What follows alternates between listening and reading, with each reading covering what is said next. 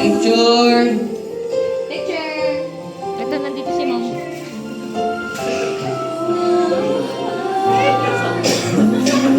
Hindi ka sa akin. Ay, sorry. Thank you, guys. Dito kay Jessie. One, Daddy, alis na. One, two, watch the back. Kasi inyo para next year to eh. One, two, okay. Okay. Hindi naman na-surprise yung mga gifts kasi Ay, isa pa, sorry. One, two.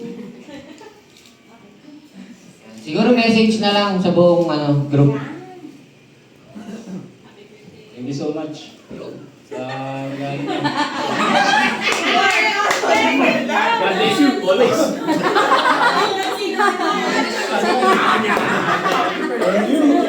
Thank you. Kailangan namin to. Thank you. God bless everyone. Same. Thank you guys sa support sa Supporter.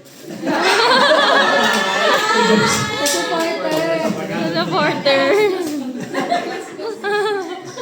Basta balang araw pa ba? Next week.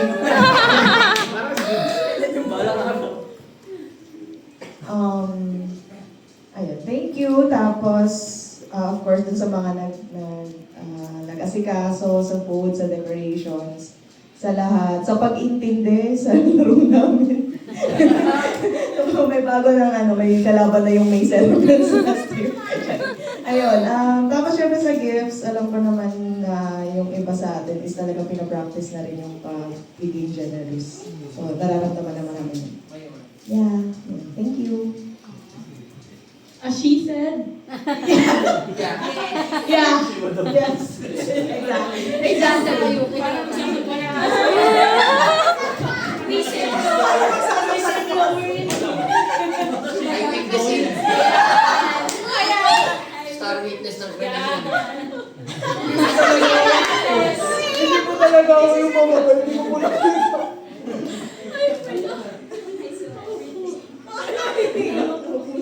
Hindi na siya nakakita. Give yan, give me that gift.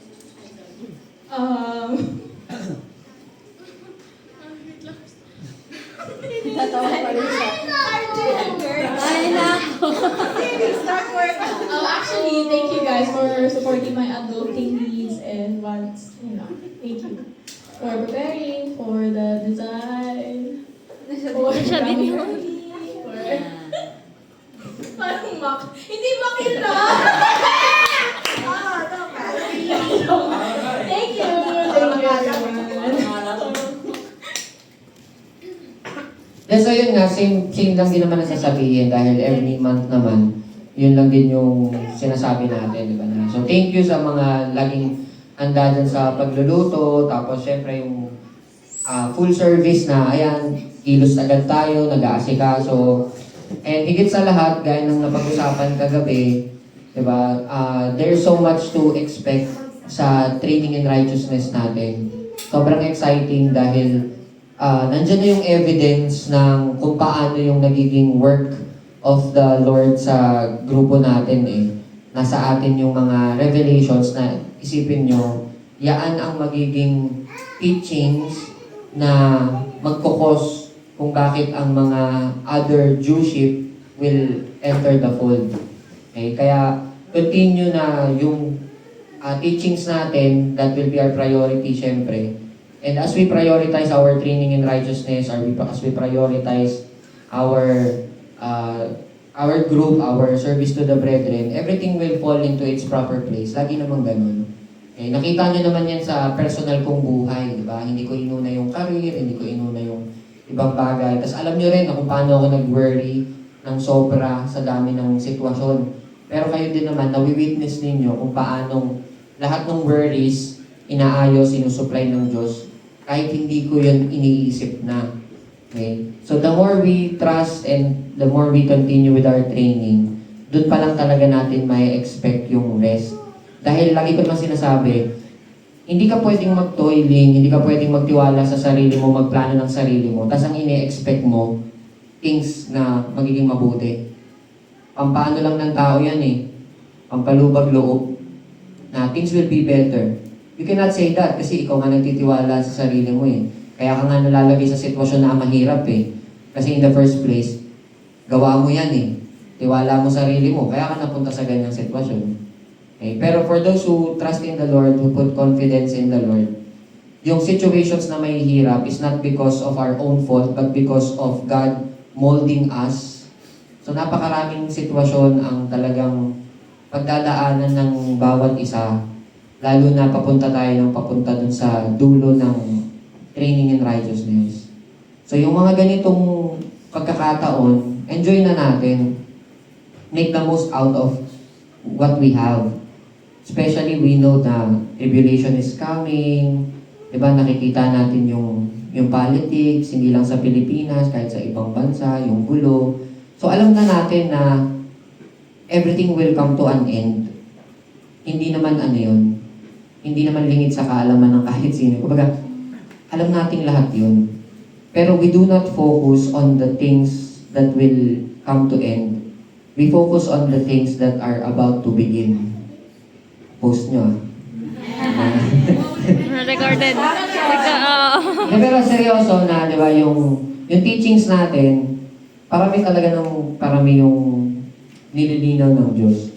So let us continue to train in righteousness. Then don't mind yung sa akin kasi marami pa tayong kukumpletuhin na shares. So ayoko naman na magpatong-patong yung mga records natin. Pwede naman akong bumili ng regalo pag okay na. Okay, so yun lang, ano pa ba? Ganun ulit, tulong-tulong tayo ulit. Alam nyo na yan bubuksan nyo pa ba dito? Yes. Assemble, sige, magpapa-assemble. Sige, buksan niyo. May cutter naman tayo doon. Sige, thank you. Pagpatulong pa nga. Bahala ka dyan. Assemble po sana para mag-inuwi ko po ako na Anyway, ito galing kay Tita.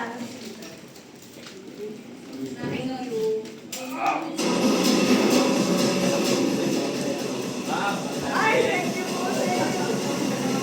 Kaya